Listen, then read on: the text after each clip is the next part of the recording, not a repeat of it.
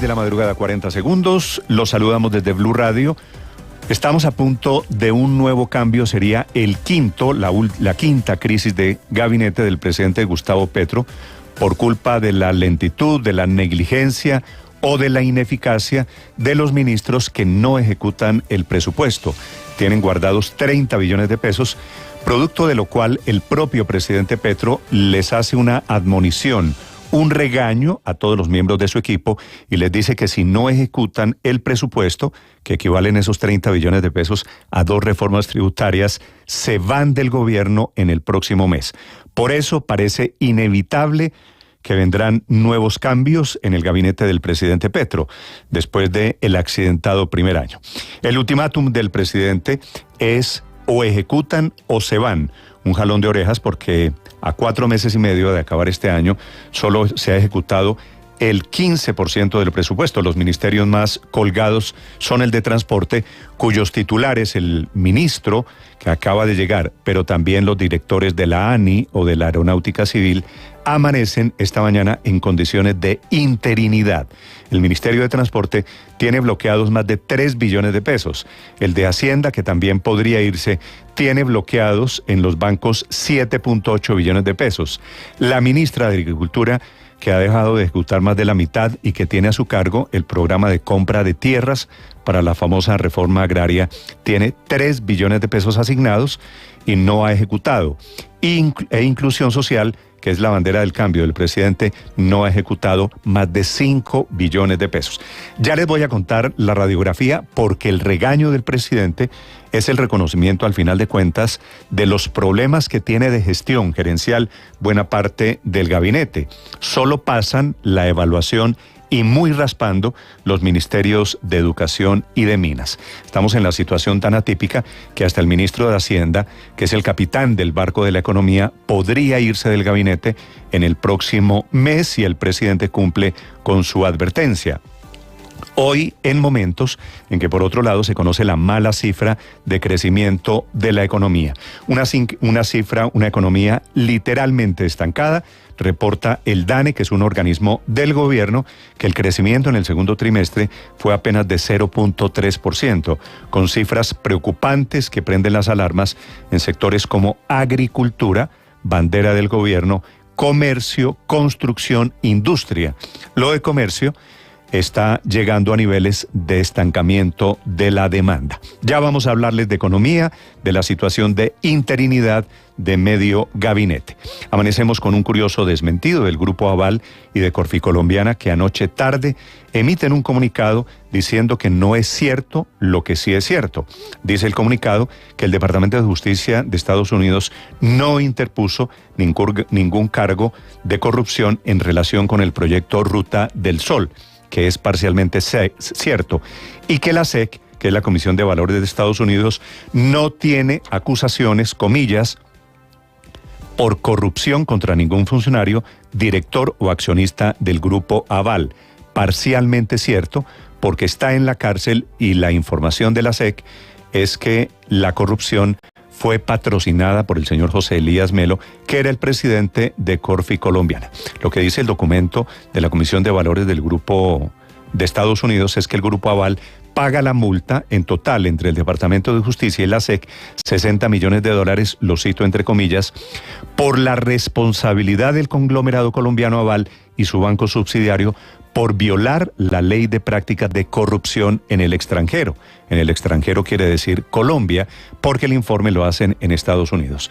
Grupo Aval y Corficolombiana tenían, y lo vuelvo a citar entre comillas, tenían que tener suficientes controles contables sobre los pagos de terceros y hay más. Los entornos de control laxos son un terreno fértil para las travesuras, como se ilustra aquí en el informe de Odebrecht y de la corrupción, donde los sobornos se financiaron a través de pagos realizados por facturas que carecían de la documentación de respaldo. Así que el comunicado de Odebrecht, del Grupo Aval, y de Corficolombiana, hay que leerlo, por supuesto, es una versión entre comillas incompleta de lo que pasó con este tema de Odebrecht, que se ha convertido en el caballito de batalla del presidente Petro, que entre otras cosas está pidiendo la reapertura del caso y está pidiendo una reforma a la justicia. Desde Washington le responde el fiscal pidiéndole que se documente y anunciando que vendrán 60 nuevas imputaciones por este escándalo de Odebrecht, que ya alcanzó a un candidato presidencial, Óscar Iván Zuluaga, y que tiene en la cárcel a quien fue el presidente de Corfi Colombiana. Bienvenidos, vamos a hablarles de ello, vamos a hablarles también de la situación de orden público en Colombia. Ya van 37 policías asesinados en estos meses del 2023. El último caso es el crimen de Jefferson Valencia, que fue cometido por disidentes de las FARC. Este policía iba de civil en su moto en el departamento de Nariño, venía de celebrar su cumpleaños y cayó en un retén entre Tumaco y Pasto. A este patrullero lo acompañaba otro Neider Pérez que logró escaparse con vida. Pero tenemos policías asesinados en Cauca, Nariño, norte de Santander, en donde vienen secuestrando, atacando inclusive a la población civil, motivo de queja de gobernadores.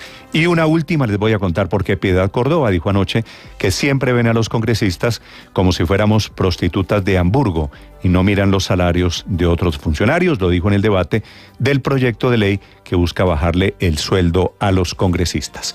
Bienvenidos, es un gusto acompañarlos. Hoy es miércoles 16 de agosto, comienza el Petronio, el Festival de Música en Cali. El Petronio Álvarez, una de las fiestas tradicionales para la cultura en Colombia. Las noticias de Colombia y el mundo enseguida, en el resumen que preparamos en Voces y Sonidos en Mañanas Blue.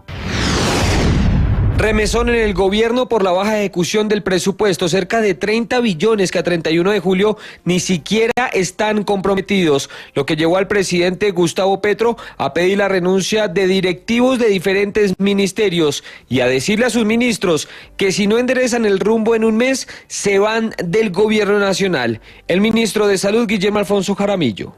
El buen arriero arrea y le corresponde, señor presidente, a nosotros exigirnos, por supuesto.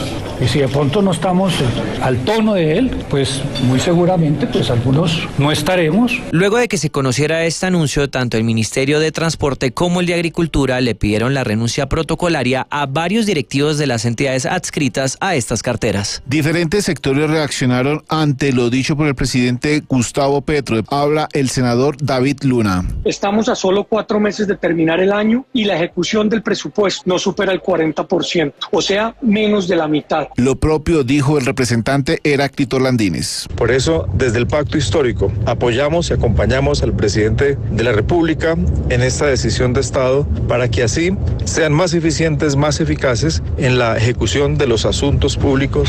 El DANE reveló una caída del Producto Interno Bruto en Colombia en el último trimestre. Crecimos apenas el 0,3%, una cifra, como vemos, insignificante frente a los trimestres anteriores. De hecho, es el peor trimestre en materia de crecimiento del Producto Interno Bruto después de la pandemia. Frente a esto se pronunciaron los gremios. Brook McMaster es el presidente de la ANDI.